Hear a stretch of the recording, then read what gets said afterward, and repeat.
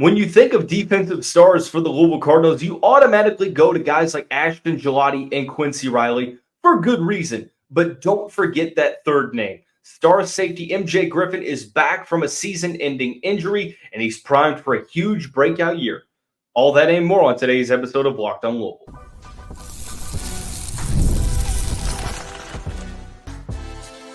You are Locked on Louisville, your daily podcast on the Louisville Cardinals.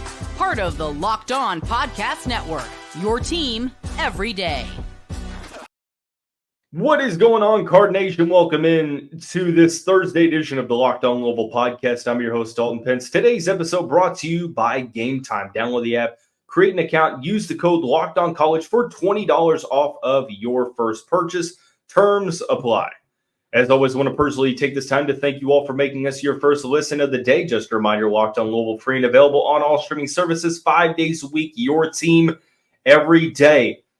We conclude our 10-part position preview series on the show today with the safety position. MJ Griffin is the main storyline. The star safety missed the entirety of last season. He's back now, fully healthy, and he's going to have a huge breakout year.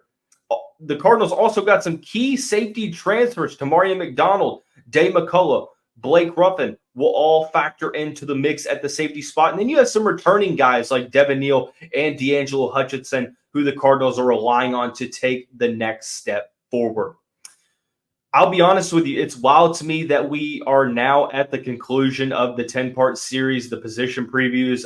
It's just wild to have 10 different episodes. If you haven't tuned in, you can find all of the episodes on the YouTube page or whatever streaming service you utilize. Thanks for tuning into them. But we end with the safety spot. And sort of like the cornerbacks position, you had some movement after the season. Cam Kelly graduated. Josh Minkins went elsewhere.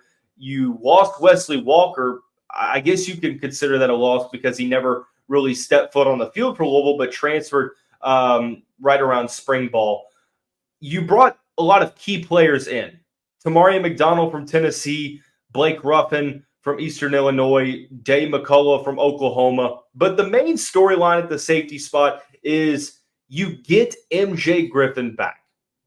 It was brutal news to hear last August, the news that Griffin was going to miss the entirety of the season with a leg injury. It was brutal because if you remember, for those everydayers who have been listening since last offseason, MJ Griffin was a top 5 player on the 2023 Louisville Cardinals team, in my opinion. I thought that he was going to build off of his really solid 2022 season and be one of the best safeties, not only in the ACC, but possibly the entire country. You look at what he did in 2022 for Louisville, 45 total tackles, 1 forced fumble, 2 interceptions, 1 pass deflection.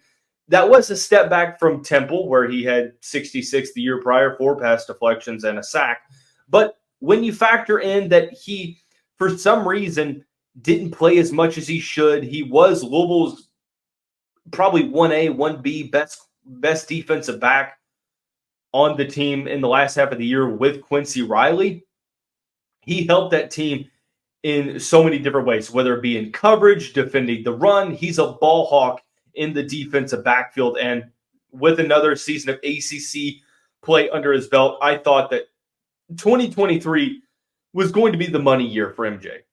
And unfortunately, we never got to find out how good he was going to be that last season because of the injury that he sustained. Now, however, I've been told by some sources very close to the situation that he is at full health and he's, regained a ton of his speed and athleticism, and that he's expected to make a full athletic recovery. And that is extremely key for any athlete that is rehabbing and recovering from a serious injury, like a leg injury like that. So to have him back and all accounts pointing to him being at full strength and full speed, will it take him a little bit of time to get acclimated after having not played football or a game of football for almost two whole years? Maybe. But MJ, this is a money year for him. That's the coin term. This is no pun intended there. This is a money year for him. he is going to be one of the best safeties in the conference. I have been unapologetically all about lifting up the MJ Griffin hype. I've been the conductor of the MJ Griffin hype train, and I will continue to be. I think that the 6'1" native of Michigan is going to play his way onto a lot of NFL draft boards this season. He's going to get drafted next year, and I think he's going to have a fantastic NFL career. But on the docket first is a really solid opportunity in his final season at Louisville. I ultimately think that what Louisville missed last year at the safety spot, because Minkins was hurt a little bit, and even when he was on the field, he struggled here and there. Cam Kelly was really solid for the majority of the season. Devin Neal struggled somewhat here and there like Minkins did, but depth was a real issue for the Cardinals at safety. I think that what they were missing, ironically, was a player with the skill set like MJ Griffin. Can do a little bit of everything and is sort of the leader in the back end of that defense. I look at him to play that. Now, the skill sets are a little bit different, obviously, but I think that MJ Griffin can kind of play that Calvin Pryor role. And what I mean by that is to be that vocal leader in the back half of the defense and to just be that guy that the other players look to lead by example. And I think that Pryor did a fantastic job of doing that in the early 2010s. And I think that that's something that MJ Griffin can sort of, recreate on the field for the Cardinals this fall. You look to get better in the secondary, and they did that at the cornerback spot, and they did that at the safety spot. But the biggest addition for the Cardinals was bringing back Quincy Riley. It's getting MJ Griffin back for his senior season. I would venture to say that all ACC honors are on the horizon for MJ. I think that there's a good chance that he could be the team's leader in interceptions. He's a ball hawk, can play in center field, can defend the run really well, and also play up close to the line of scrimmage. Solid technique as a tackler. I feel like I'm a broken record here by continuing to state that this season there's a lot riding on it for the Cardinals. Offensively, we feel like Louisville is going to be fairly good. You're rarely ever going to worry about a Jeff Brohm-led offense. But the last 3 games of the season for the Cardinals defense left a good amount to be desired. How do you get better? How do you sort of reverse that narrative and change the perception? Well, you get better pass rush, which having Gelati back, bringing Thor Griffith in, and some of the other guys returning and being brought in, that is one step. Continuity at linebacker play is another key. Upgrading the cornerbacks room is solid. But when you have great veteran play at the safety spot, especially for a Swiss Army knife like MJ Griffin, who can play in many different roles and many different situations, that's such a valuable skill to have, that versatility. I'm pretty interested to see how Ron English and company are going to deploy Griffin because we haven't seen that yet in Jeff Brohm's system. We saw it in Scott Satterfield's, and he masked over a lot of problems in that secondary. What's he going to be able to do for the Cardinals in their main 4-2-5 base defensive package? Is he going to be more utilized in center field, being the ball hawk? Will they utilize him up towards the line of scrimmage? Will he be a quarterback? There's so many different opportunities here, and it's a great problem to have. Let me go ahead and clarify that. This is a great problem to have. But statistically speaking, I am going to go out on a limb. I think that his numbers are going to improve from 2022. I think he's going to maybe not reach his career high in tackles at 66. I think he's going to get over 50. I think he's going to have more than one pass deflection. I think he's going to, hot take, MJ Griffin will have a career high in interceptions. He's only had 2 in his career. Both came at Louisville. I think that he will surpass his career high this season. I am putting a lot of stake into this hypothetical for conversation, but it just goes to show that I am a huge believer in MJ Griffin. I was back in 2023. I still am back in 2024, and all signs have led me to believe that he is rehabbing extremely well off of his injury. He's transformed his body in the meantime, and he's gotten stronger and not lost that at the expense of speed. So the main thing in the safety spot is, yes, the position has gotten better as a whole.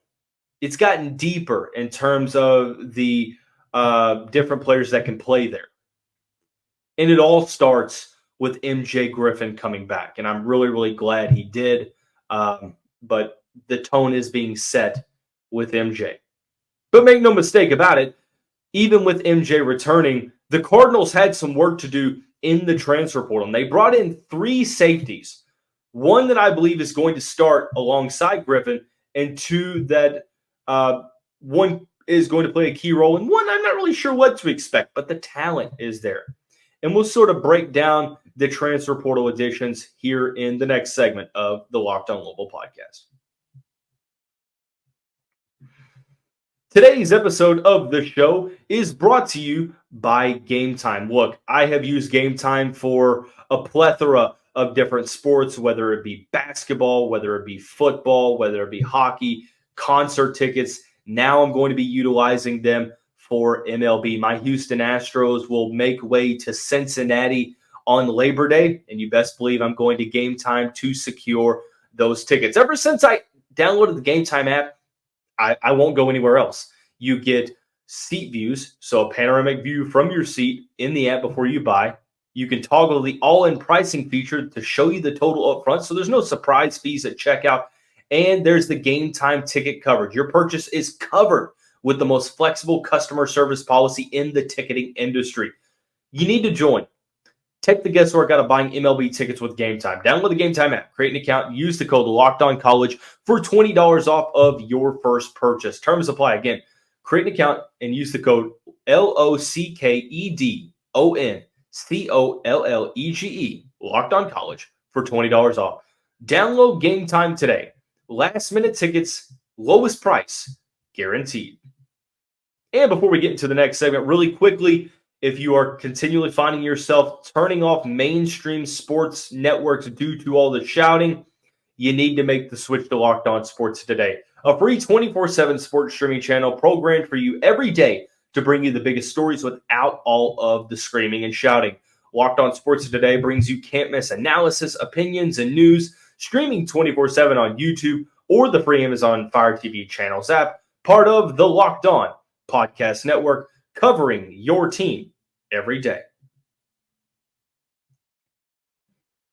And into the second segment of this August episode of the Locked On Louisville podcast. We are in the first day of August, which means that we are officially back in season. College football is less than a month away, albeit it's about as long as you could make it to where it can be considered less than a month away. It is on August 31st when Louisville will host Austin Peay in the season opener at Cardinal Stadium. But nonetheless, technically, it is still a month away. And we're continuing on our position preview series, but not for long. We end with the safety spot. The safety spot has gotten better, and it's added more depth, mainly in part, I should say, due to the trio of transfer portal additions. The first one is the guy that I believe is going to start next to MJ Griffin. That is Tennessee transfer Tamarion Mcdonald. Mcdonald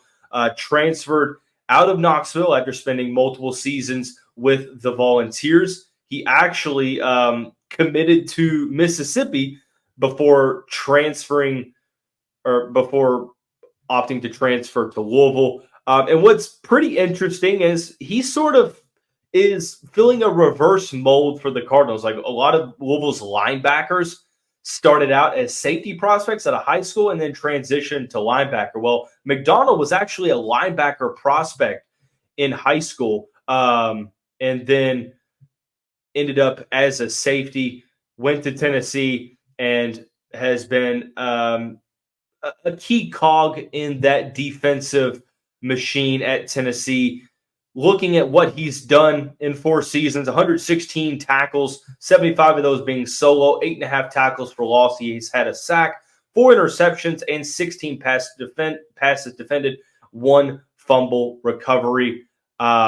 His best season was his junior year. Unfortunately, this season he's battled some injuries, only missed 2 games, but still was banged up for the majority of the year. But Mcdonald is already turning some heads. Someone within the program, or close to the program, I should confirm, not in the program, but someone in the know has told me that they are really, really impressed by what Mcdonald brings to the table and that he's going to play a key role for the team. The 6'2" native of Memphis, Tennessee, is really good in defending the run. He has competed at the highest level in the SEC, so that alone gives you a good amount of encouragement. I'm excited to see what he's going to be able to do this season.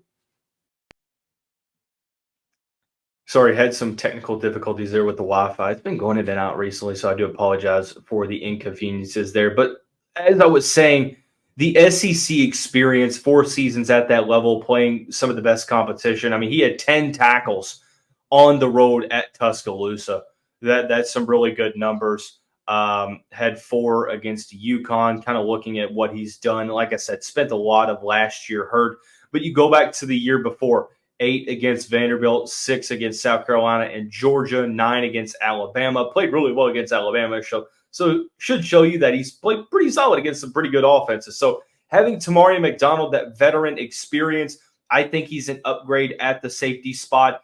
It's going to bode well for the team playing alongside MJ Griffin. You have let's call it that is, some really good players, some dogs at the spot. And I think that at the end of the day, the position got better, but it also got more depth. And they brought a player from the 502 home, Blake Ruffin from Eastern Illinois University. Spent his high school years playing at Trinity, won a state championship, maybe a couple with Trinity. But nonetheless, having a safety that is as decorated as they come in the FCS level, he was one of the best defensive backs. First team All Big South, OVC, second team FCS All-American from AP. Looking at what he did in all of the games this past year where he started every single game, he had 4 interceptions, which was the best in the conference. Second most tackles on the team at 63 and had 4 tackles for loss, 4 fumbles, sack, and 4 passes defended.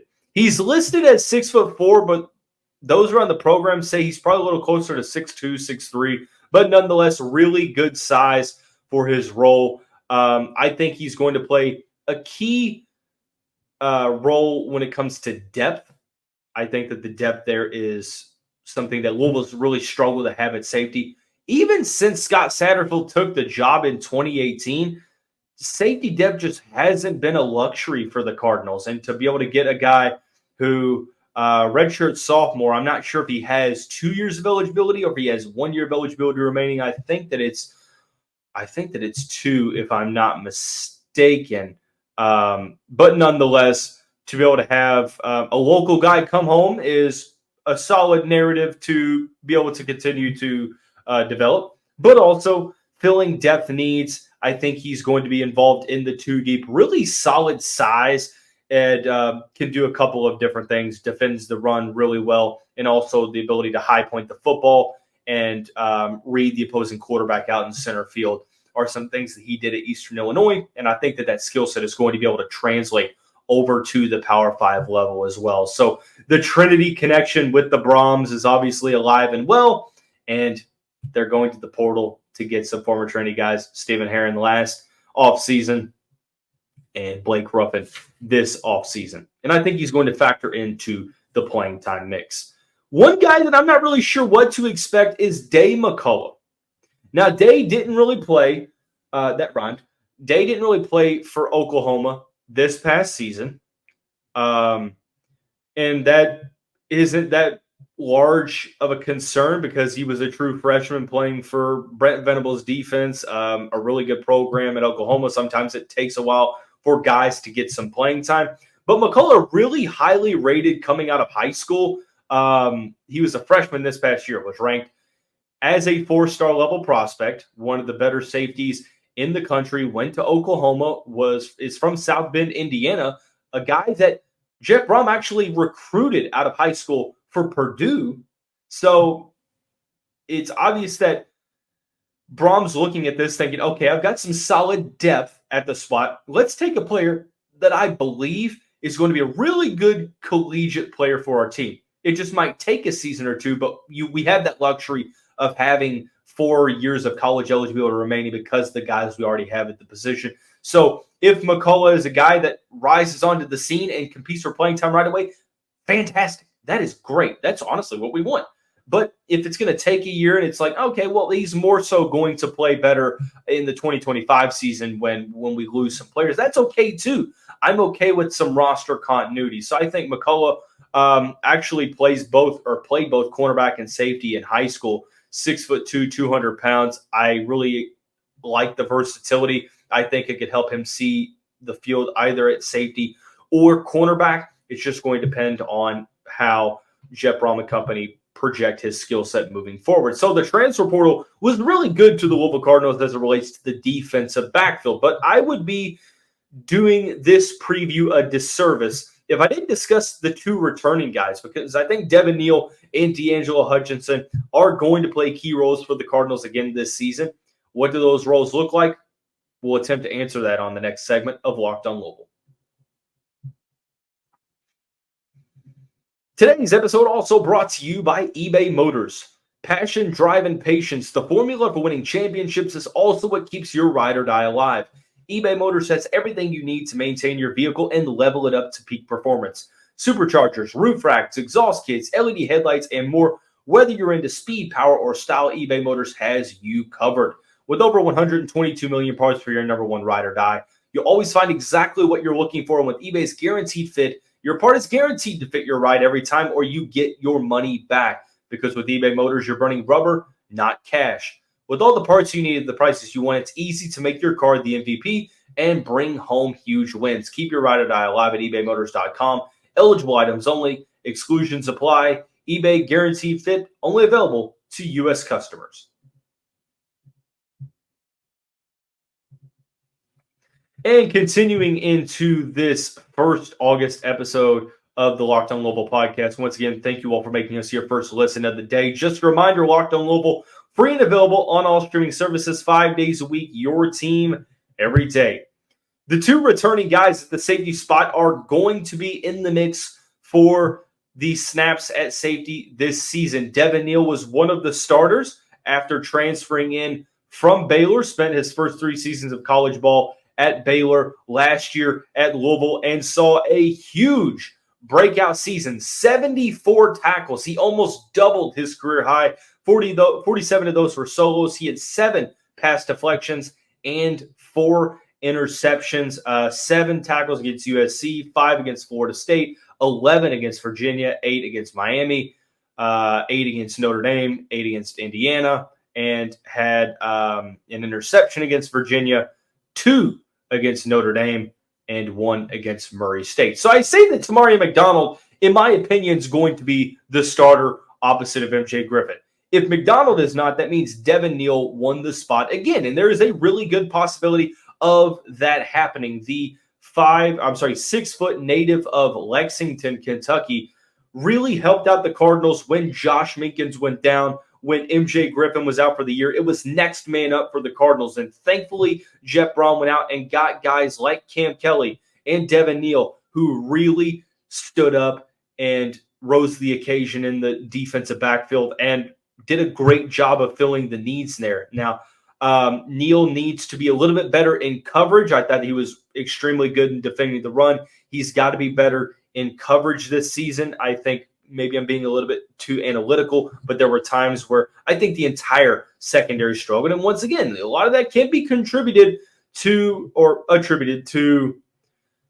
the pass rush really not getting home in the back end of the season. But ultimately, the secondary had some trouble marking, staying with the receivers. They were playing better receivers, but still secondary was an issue at the end of the year. Devin, Neal, with another season in this program and with the coaching staff, I think at the very least is going to be a key rotational guy in the safeties room. And that's something that Jeff Brohm has sort of preached multiple times since the offseason started is that we're going to keep guys fresh. We're bringing in a lot of depth so we can rotate guys in. So by the end of the season, we're not in a position to where, we're as gassed as you would be. So Devin Neal coming back was key. His final season of college eligibility. Will he get back to 71 tackles? Probably not with MJ Griffin back and some other key guys in. But I do think he's going to play, once again, another solid role for this defense. And ultimately, I'm excited to see what he's going to bring to the table.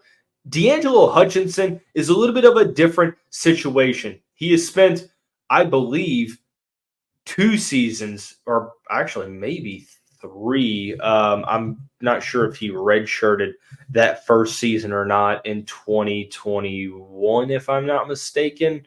I can tell you here. I'm sorry, I should have already had that pulled up, but nonetheless, no, he was a 2022 class member. So no, he spent the past 2 years at Louisville, and I credit to him because he has fought for his position. Has a ton of size at 6'3" from St. Petersburg, Florida.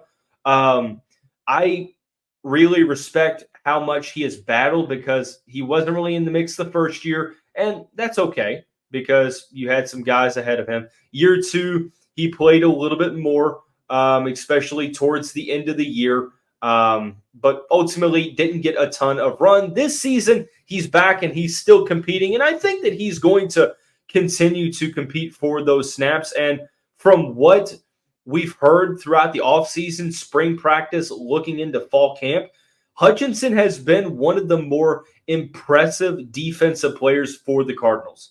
What does that mean, or how significant is that? That is still to be determined. But just from him showing out, I think that he is one of those internal pieces that you have relied upon to develop, and he's finally there to where, he's competing with Blake Ruffin and Daeh McCullough, maybe even Devin, Neal, and Tamarion Mcdonald for those key snaps. And that's a really good problem to have here because that really hasn't always been the case for the Cardinals, is that you've had maybe 1 to 2, maybe 3 at the most really good options. But outside of that, there's just a ton of uncertainty. Now you have MJ Griffin, you've got Neal and McDonald. That's 3. And then you have, you have Daeh McCullough, and then you have D'Angelo Hutchinson as well, that I think are more than capable options at the safety spot. And I'm really excited to see D'Angelo Hutchinson in fall camp, see how much he's going to play in these early games against Austin Peay and Jacksonville State. But no doubt about it, Neal and Hutchinson, being the internal pieces, are being relied upon to take that next step forward. Hutchinson, it's really just a matter of making the most out of the opportunity, showing that he can defend the run and also be at the very least serviceable, not susceptible, serviceable in coverage. So I'm excited for the safeties room. I'm excited for the defensive backfield, the defense as a whole. That is going to conclude the 10-part position preview series. We have a couple other preview series that we're going to dive into as the month goes along. First, beginning with the ranking of the top 15 players on the team from 15 to 1. We'll also continue to discuss Louisville's exhibition games. The second game of the Baha Mar Hoop Summer League is happening today at around noon. Good chance you probably already listened to this by the time this publishes, but nonetheless, we'll break it all down on Locked On Louisville, which covers all of the Cardinal sports 5 days a week. Your team every day. We'll see you soon.